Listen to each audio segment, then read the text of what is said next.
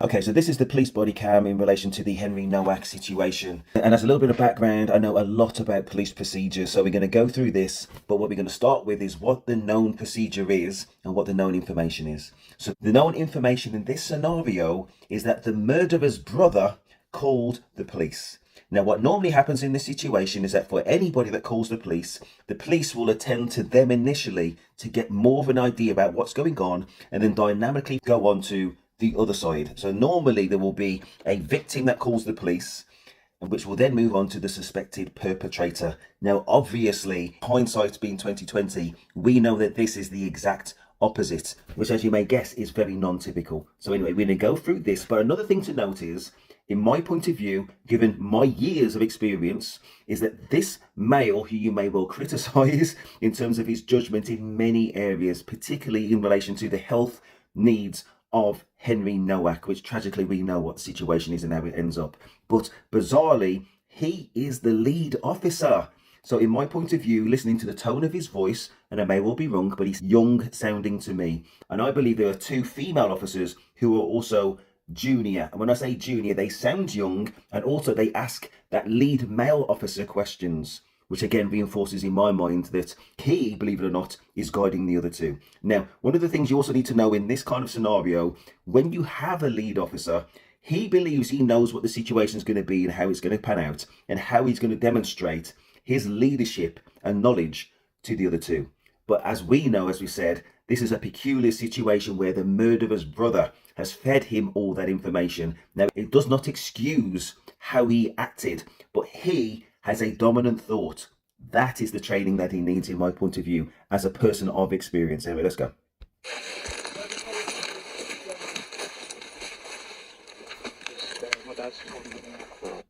He said, "That's my dad." So this is the first thing first. I don't know for sure if this is the murderer's house, but the police, in most scenarios, as I said, will go to the person who has been called.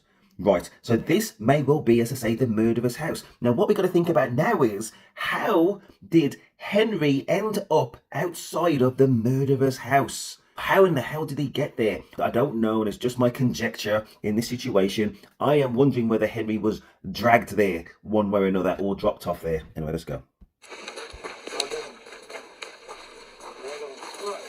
He keeps dropping side to side, so I'm just trying to keep him set up. He's got to look out. I don't want him.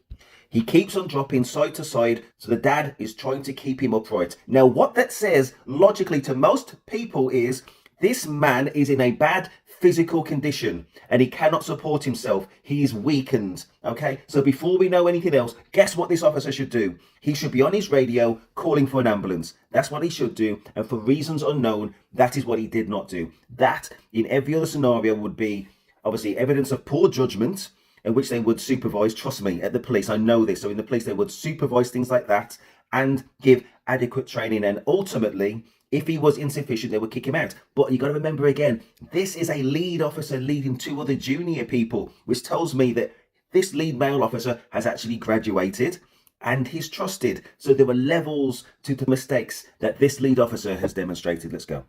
He was on the bin on the other side of this. He's jumped over the...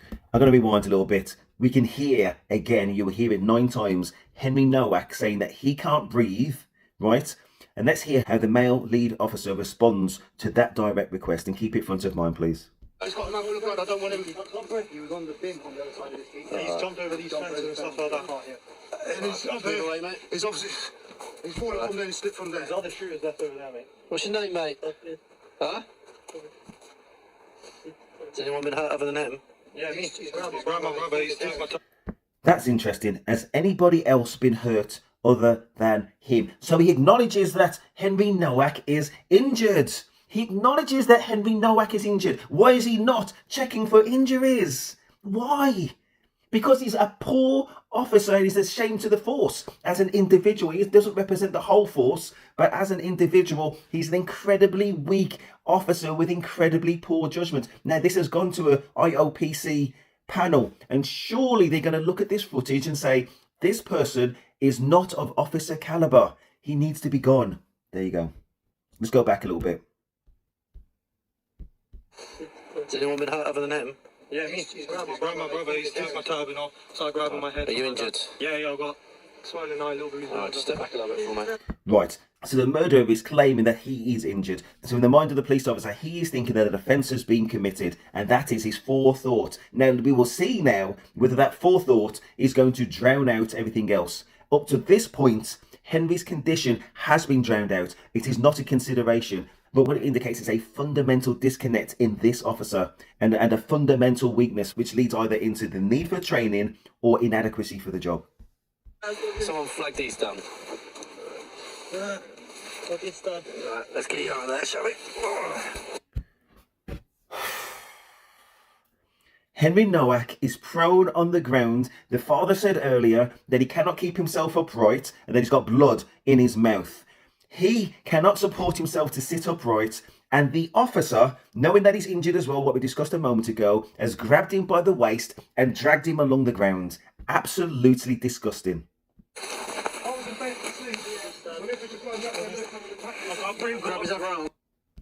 He cannot breathe. He cannot breathe. The police officer just said grab his other arm. What you'll see going forwards is the officer has absolutely no regard for this young man's current physical condition. He has still not called for an ambulance. I think he wants him upright because he's embarrassed by the fact he's laying on his side and he feels like he needs attention, but the only attention he's going to give him is to get him upright. But what ends up happening is that poor Henry Nowak, who has got no energy left and he's got massive blood loss, and he's actually got fatal injuries at this moment, will end up laying on his front, and we'll just see how the officer handles it.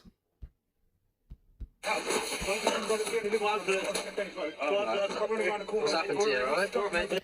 Henry Nowak has just said, call an ambulance. Call an ambulance. Now, this is another key point. At what point does this officer, bearing in mind what he heard before on the call, and bear in mind what he has to consider in terms of having the complete picture. Now, the complete picture is what one side says and the other side in order to get the complete picture. Otherwise, you've only got one side. Now, what he hasn't done is listen to Henry at any stage. Henry said he's been stabbed. Henry has said he cannot breathe. And he said that he needs an ambulance. And this officer has not listened to one thing. It's absolutely tragic, absolutely disgusting. And this officer, in my point of view, based on this evidence, is not fit for the role. You've been stabbed? Whereabouts? I think you have, mate. That is another key point. That is a key point. The officer, for whatever reason, and he's been in this situation for 1 minute and 14 seconds, and he has already come to the conclusion that Henry, despite all the evidence that he's seen before and the potential blood in his mouth that the father had said, has not been stabbed. Now, has he checked one single thing? Has he not recognised the physical condition that Henry's in? He is completely useless in this situation. And again, the ILPC investigation should hopefully look at this type of thing. Now, they're not going to look at whether the police are criminally liable, because at the end of the day, they're imperfect people. They're trying to make a decision in a dynamic situation, and they'll just do the best that they can. And they are not going to be criminally liable, because if they were, nobody would do the job. And we don't think that the officer has done anything here out of malice. He's just done it out of stupidity and an inability to assess things dynamically. That thought is, I'm going to read this person his rights. I'm going to put the cuffs on him in order to try and control the situation, and then we'll roll from there. But tragically, seconds from now, these will be the last words from that officer that poor young Henry Nowak will hear before his passing.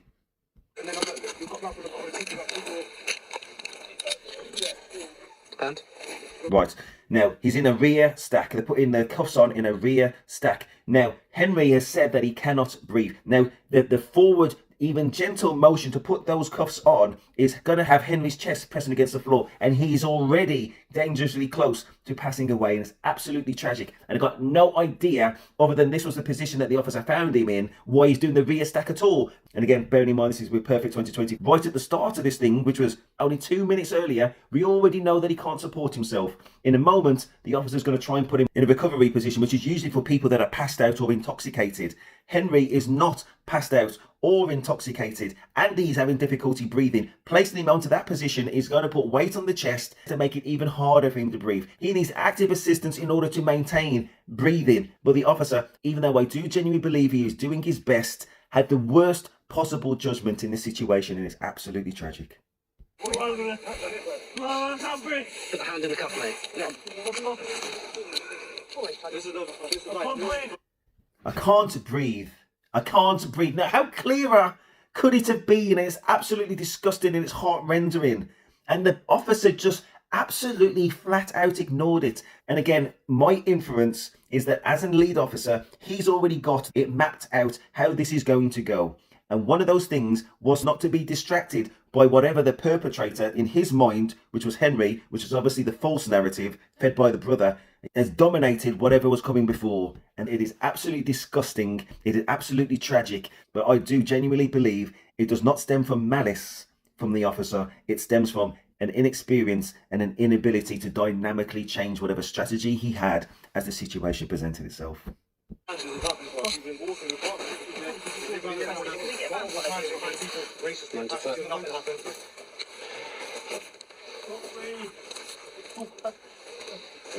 Saying he's been stabbed, so Where just is he getting checking. been stabbed?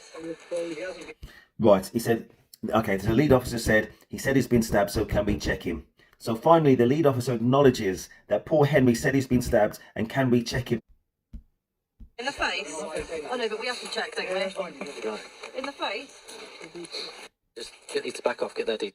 Right, so the female officer, for some reason, think that the only possible place he could have been stabbed is in the face. Maybe that's connected to the blood in the mouth from earlier. And if they believe he's been stabbed in the face, and visibly they think, well, whatever happens cannot have produced that much damage with the eyeball test, that is one thing. But tragically, they did not establish that he'd been stabbed elsewhere. And whilst poor Henry is dying on the floor, he doesn't have the energy or the breath to tell them dynamically what they need to know in that situation. Absolutely heartbreaking. Details on that, and I'll people at home. Just get these to back off, get their details on that, and I'll people at home. Keep you on your side, mate. You gotta retrieve then. Saying to him, keeping him on his side. You gotta retrieve then. Keep you on your side, mate. Just get these to Check, don't we? Stabbed. In the face? Oh no, but we have to check, don't we? In the face? Right, so the officer says, we have to check now, don't we? So when she says, don't we, she's referring to that lead officer in order to get confirmation about what she should do. So when I referred to at the start that these are inexperienced officers being led by a lead male officer who was inadequate for this role completely out of his depth in this situation, and that's part of the reason why right there. just get these to back off, get their details on that, and I'll people at home.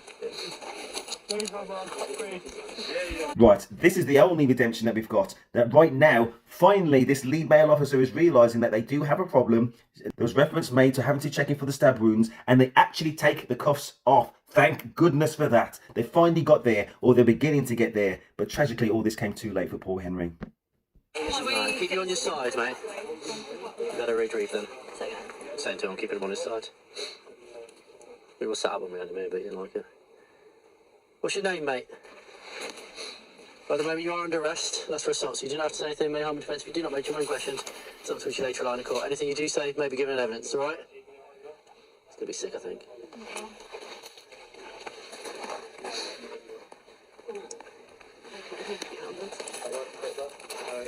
Okay, so the female officer makes reference to getting an ambulance. What was not said or what was not understood was Henry being on his side was not helping him breathe. He needed to be upright. Now, they're not medical professionals, and nobody other than the dad at the start was saying that they needed to keep him upright in very vague terms, not in direct terms as in he needs to be upright so he can breathe. But I think the dad sussed it out at the start that he needed to be upright and he needs to be kept stable in order to manage his current medical conditions. And to say being on his side, it seems, most definitely was not helping. But the officer was working on the information that he had, and bearing in mind again, this is 2.5 minutes into a dynamic situation. That's what you to call it. Yeah, we've got this male, he's just been beat up. Are we able to get an ambulance, please? His pupils aren't even reacting. Yeah.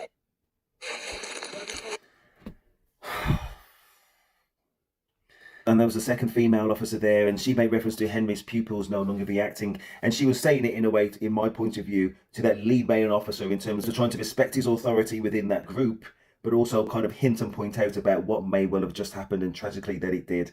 So in summary, in my point of view, given my experience and my knowledge of the police force, you've got a lead male officer that was given a narrative by the murderer's brother and that would have been front of mind. And what normally happens in that situation would be that they hear both sides, but they also control the situation as best as they believe. Now, in order to control that situation, they may well believe that a potential aggressor needs to have cuffs on. And at that stage, they were led to believe that that was Henry.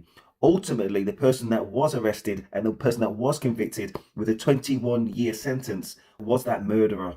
And the whole country feels for Henry Nowak, taken at 18 years old over some nonsense situation. But I think this also reveals a massive difference between training standards of yesteryear and today. Training in the yesteryear used to be over a very long period, and now they've condensed it into more or less no time at all, and mistakes will be made. Now, for Henry Nowak, the court documents show that he would have died on the scene anyway, but that does not excuse the lack of humanity and attention that those officers offered to Henry as he lay dying before them. It's an absolutely awful situation. My thoughts go out to his family, and all the best. Thank you.